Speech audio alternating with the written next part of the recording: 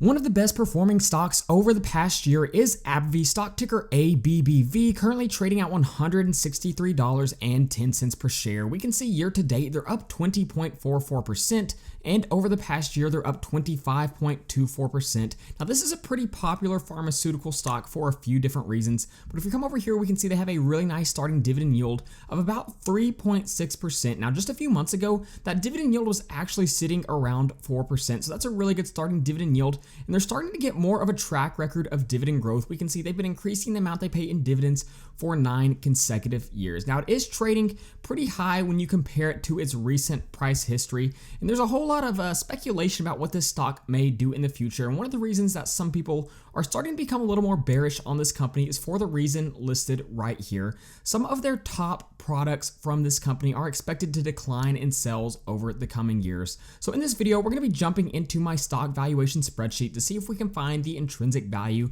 of ABBV. We'll be looking at 4 different valuations like always. We'll look at Graham's valuation, a discounted cash flow, a multiples valuation, and a dividend discount model. So let's go ahead and jump over to our stock screener. If you would like to be able to download this spreadsheet, then you can head over to my Patreon page at the link in the description. But okay, so what we're going to do is we're going to come up here and plug in the stock ticker and hit enter, and you can see all of this data will automatically load in. We're looking at a 365-day change, so we can see it is getting close to that all-time high once again. Come over here, we can see they're paying out $5.92 per share in dividends, which gives them a dividend yield of about 3.63%. Now the payout ratio is starting to get a little bit higher than I would like to see it. It's sitting at 73.4%. Now that can be sustainable, but if it's going to be that high, we do want to see growing free cash flow, and we'll see that on the discounted cash flow. We'll analyze that in just a minute. Come down here, we can see again, this is a pharmaceutical company. Analysts currently have a target price of $159 per share. The beta is sitting at 0.7, so you shouldn't see a whole lot of volatility. Now, something that's really interesting to take note of for this company is the institutional ownership. Institutional ownership is currently sitting at around 70%, but we can also see out of pharmaceutical companies, this is one of the companies that has the highest institutional ownership. And if we come down here and look at the institutional trading history, with the exception of T. Rowe Price, it looks like a lot of large institutional investors have been adding to this position. We can see T. Rowe Price reduced their position by about 20%, so that is a pretty large amount, but overall there seems to be a lot of institutional confidence in this company. But let's go ahead and look with our valuations. First one we'll look at is Graham's valuation, obviously a valuation model invented by Benjamin Graham, one of Warren Buffett's mentors, and here's his formula. So we need to plug in these variables, and you can see we already have our earnings per share. Now the growth rate projections for this company over the coming years are quite a bit lower than the rate they've been growing at over the past few years. A lot for that reason that I mentioned earlier, as we can see right here. So I'm projecting a growth rate of about 1 right here, and the current yield on AAA corporate bonds is sitting at 4.33. So again, that's much higher than normal, so that will drive down the valuation. We can see we come to an intrinsic value of $61.05, quite a bit lower than that current trading price, as we can see. Now the discounted cash flow model, again, we're going to project a low growth rate despite the really good year-over-year free cash flow growth that we've seen from this company. So 2.5% free cash flow growth due to the reasons we mentioned earlier. So we apply that to the future free cash flow and the terminal value, which is the sum of the future free cash flow past the year 2030. We take the present value of those future free cash flows and add them together,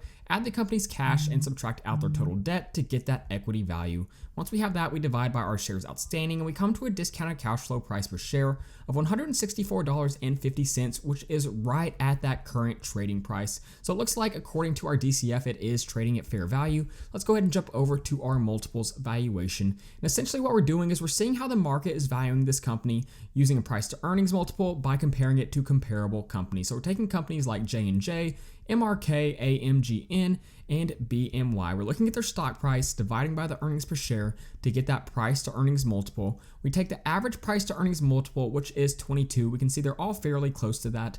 Multiply Abbvie's earnings per share right here, 7.51, and we come to an intrinsic value of $171 per share. So if we jump back over to our stock screener, we can see their price to earnings is sitting at 21.73, which is below the average price to earnings as compared to the competitors by just a little bit. So maybe it is a little bit undervalued when we use the multiples valuation. Now the last valuation we are going to look at is the dividend discount model. And essentially what we're doing is we're valuing a company based on how much it pays out in dividends and how much that dividend is increasing. And we have already seen they do have a pretty nice starting dividend yield of about 3.63%, but we plugged in our quarterly dividend payouts over the past few years so we can see how much they pay out each year. We can see $5.92 per share as of right now. And the year-over-year dividend growth over the past few years has been really good for this company: 10.28, 10.17, 8.46, and 4.96. That's an average growth rate of about 8.47% over that time period. Moving forward, I'm projecting a growth rate of 5.75% and a discount rate of 8.5%, which will give us a dividend discount model price per share of $227. That is a really good valuation. Obviously, that's due to the nice starting dividend yield combined with a pretty solid dividend growth rate. Now, if that payout ratio continues to climb and they can't get their free cash flow to grow at a rate to sustain this dividend, then this valuation model really doesn't carry quite as much weight because that dividend would start to become at risk. But I think as for now, it's okay to keep that dividend growth rate projection, but you do want to keep an eye on the free cash flow growth and the way the payout ratio is moving in the future. So let's go ahead and jump over to our output tab, and we're going to see our four valuations: Grams at 61, multiples at 171, DCF at 164, and dividend discount model pretty high at 227. And when we average those four together, we come to an intrinsic value of $156.25 per share. So it is pretty close to that current trading price. It is slightly below, but let's say we want to apply a 10% margin of safety as well. Based upon that, we can see the acceptable buy price for this company is around $140.63. So it's not quite within our buy range, but if we jump over to Seeking Alpha, we can see there was a lot of opportunities over the past year, just around 3 or 4 months ago, really, where we could buy within that range. So if this is a company on your watch list, you will get opportunities, but be sure to have it on your watch list and just be keeping an eye on the price movement. It's obviously, there's a lot to like about the company, a lot of institutional confidence in the company, good starting dividend yield, really good history of dividend growth. But there you go, there's an analysis on Abbvie. Go ahead and let me know your thoughts on this company in the comments down below. If you'd like to be able to download the spreadsheet, then you can head over to my Patreon page at the link in the description. So that being said, thank you guys so much for watching, and please don't forget to like and subscribe to the channel.